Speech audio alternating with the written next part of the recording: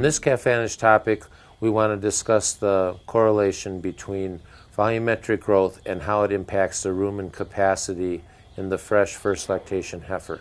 This is important because it will have a direct impact on the negative energy balance as the heifer strives towards peak milk, and will have major repercussions in the reproductive efficiency as she gets bred back after a voluntary wait period for second lactation.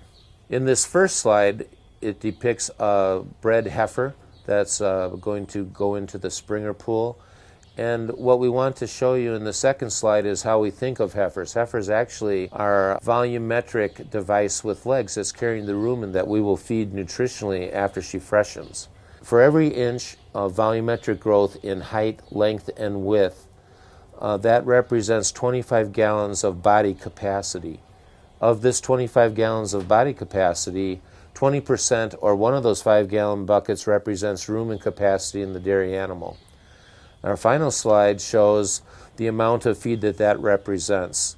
Conversely, a heifer that is smaller in volumetric growth will eat that much less correspondingly for every inch smaller in dimension she is in height, width, and length.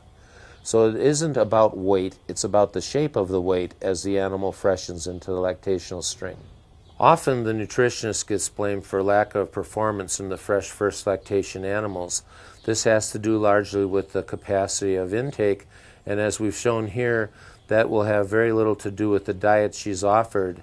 It has much more to do with the volumetric growth expression during the growing phase of the heifer's life cycle.